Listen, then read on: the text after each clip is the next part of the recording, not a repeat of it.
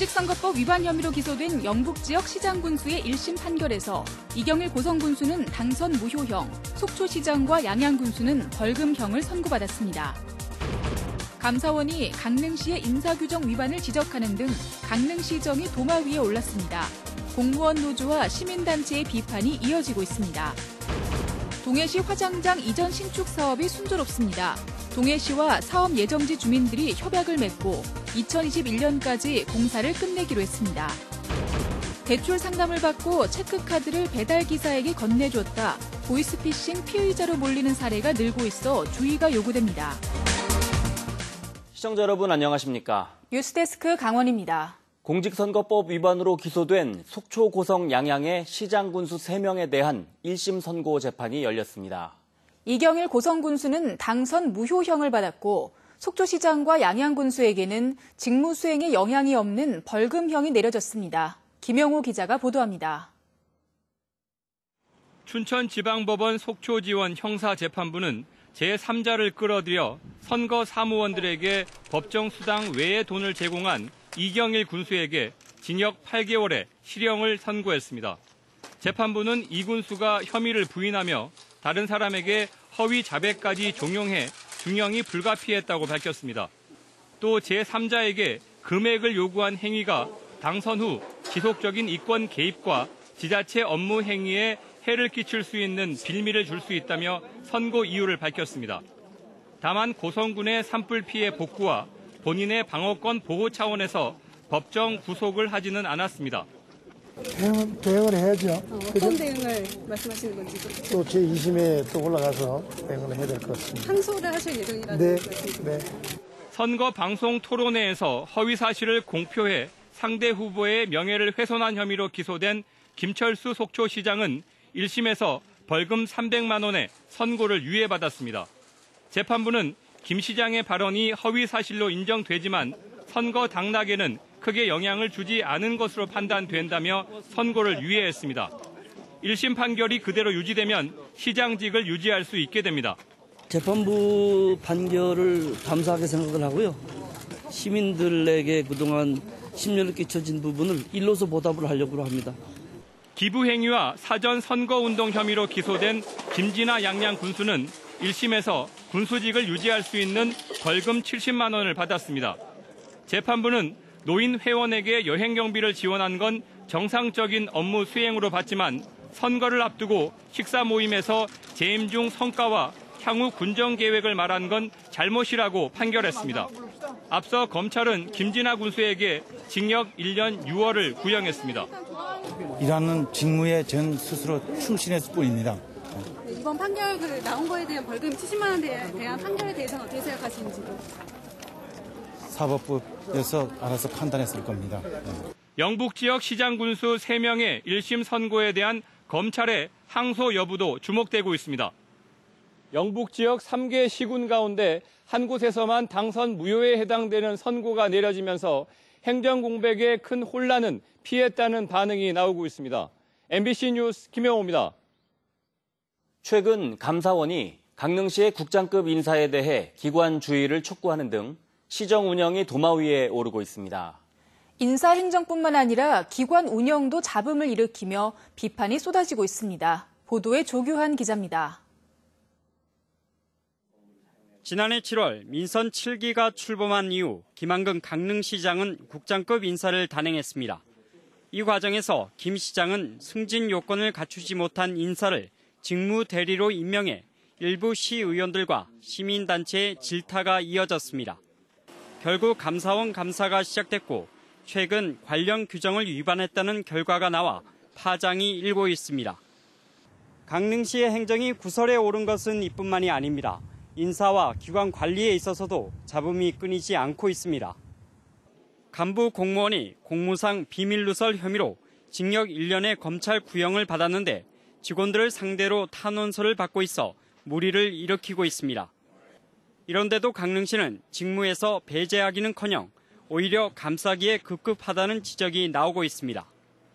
여기에다 산하 기관인 강릉관광개발공사의 사장은 2차례 공모 과정을 거치고서도 대상자가 없다며 행정국장을 겸임 발령냈습니다. 또 20년간 시설 운영을 위탁했던 강릉시 자원봉사센터를 직영하겠다고 밝혀 종사자들의 반발을 샀습니다. 이렇다 보니 공무원 노조도 성명을 내고 책임 있는 사과와 올바른 시정을 촉구하고 있습니다. 강릉시장이 조합원들하고 좀 불통이 좀 요지가 많고, 또 저희가 기존의 강릉시와 지부가 함께 그 인사 시스템을 어렵게 좀 만들어 왔던 부분이 있습니다. 그런 부분이 한순간에 좀 무너져 있던 상황이고. 공직사회 안팎의 비판에도 불구하고 강릉시는 정확한 해명 없이 미온적인 자세를 보여 원성이 더 커지고 있습니다. MBC 뉴스 조규환입니다. 동해시의 오래된 화장장을 이전 신축하는 사업이 주민 반발을 극복하고 순조롭게 진행되고 있습니다. 동해시가 오늘 이전 예정지 인근 주민들과 협약을 체결했습니다. 유인호 기자가 보도합니다. 동해시 삼흥동에 있는 화장장입니다. 40년 이상 지나 시설이 낡았고 편의시설이 절대 부족해 이용하는 유족들의 불편이 큽니다. 하지만 상수원 보호구역이라 대규모 수선조차 불가능합니다. 화장률은 해마다 높아지고 있습니다. 2017년에 전국 84.6%, 동해시는 74%를 기록했습니다. 동해시가 이에 따라 단봉동에 있는 시립묘지에 화장장을 새로 짓기로 하고 인근 주민들과 협약을 체결했습니다. 공설 묘지에 이어 화장장을 받아들이는 주민들을 위해 마을 기금 8억 원과 매년 화장장 수입의 10%를 지원하기로 했습니다. 또 화장장에 기간제 근로자가 필요하면 마을 주민을 우선 채용하기로 했습니다. 연기 한 걸음 없고 냄새 하나 없는 좋은 모시를 견학해 됐습니다. 주민들이 그걸 보고 와서 반대할 이유가 조금도 없다라고 말씀하십니다. 화장장 신축에는 80억 원이 들어갑니다. 동해시는 보건복지부로부터 30억 원을 지원받아 2021년 상반기 안에 공사를 마칠 계획입니다. 화장로 4기와 유족 대기실, 식당, 카페 등을 설치합니다. 공개가 하나도 없고 전국에서 제일 가는 그런 편의시설이라든가 환경방지시설을 만들어서 주민들에게 피해가 전혀 없도록 하고, 그리고 정말 공원 같은 곳으로 이렇게 만들 계획입니다. 동해시는 신축 화장장과 가까운 삼척시가 공동사업 제안에 답변을 하지 않고 있지만 문을 열어놓고 계속 협의하겠다고 밝혔습니다. MBC 뉴스 유인호입니다. 카카오톡으로 대출 상담을 받고 체크카드를 배달기사한테 줬을 뿐인데 보이스피싱 피의자가 되는 경우가 늘고 있습니다. 범죄 조직은 이 카드와 연계된 계좌를 대포 통장으로 활용해 피해 금액을 유통하는 데 이용하고 있습니다. 황구선 기자입니다. 금융권 대출이 막힌 A씨는 보름 전 카카오톡으로 대출을 해주겠다는 연락을 받았습니다. 체크카드를 배달기사한테 넘기라는 게 좀 이상하긴 했지만 카드를 받아 돈을 넣었다 뺐다를 반복해 거래 실적을 높여야 대출이 된다는 말에 넘어갔습니다. 근데 튀기면 오토바이가 와야 되잖아요. 근데 오토바이가 안 오면 이상해요. 그래서 이렇게 오시는 보고 제가 박스를 만들어내 지내가 그 박스를 만들어서 줬어요. 주니까 웬 청각이 두근두근 그러는 거야. 카드를 넘겨받은 20대는 물론 속아서 카드를 넘긴 A씨도 보이스피싱 범죄에 가담한 혐의로 경찰에 붙잡혔습니다. A씨 입장에선 나도 모르게 범죄 피의자가 돼버린 겁니다. 체크카드를 보이스피싱 조직에 넘겨주고 형사처벌을 받는 이런 사례가 급증하고 있습니다. 올 들어 원주에서 체크카드를 넘겼다 형사 입건된 사람만 150명에 이릅니다. 범죄 조직은 넘겨받은 체크카드와 연계된 계좌를 대포 통장으로 활용해 또 다른 피해자들의 돈을 입금받는 데 사용합니다. 경찰은 대포 통장만 없으면 보이스피싱이 크게 줄어들 것이라며 절대 타인에게 카드와 통장 등 금융정보를 주지 말라고 당부합니다. 체크카드나 통장 사본을 요구하는 경우는 100% 보이스피싱 범죄로 생각하시면 됩니다. 체크카드나 통장 사본을 타인에게 양도할 시 형사처벌을 받을 수 있기 때문에. 또 카카오톡 등 SNS를 이용한 대출 상담은 보이스피싱으로 봐도 무방하다고 덧붙였습니다. 지난해 전국에서 4,400억 원의 보이스피싱 피해가 나 역대 최대치를 기록했는데 전년도보다도 2배가량 늘었습니다. MBC 뉴스 황구선입니다.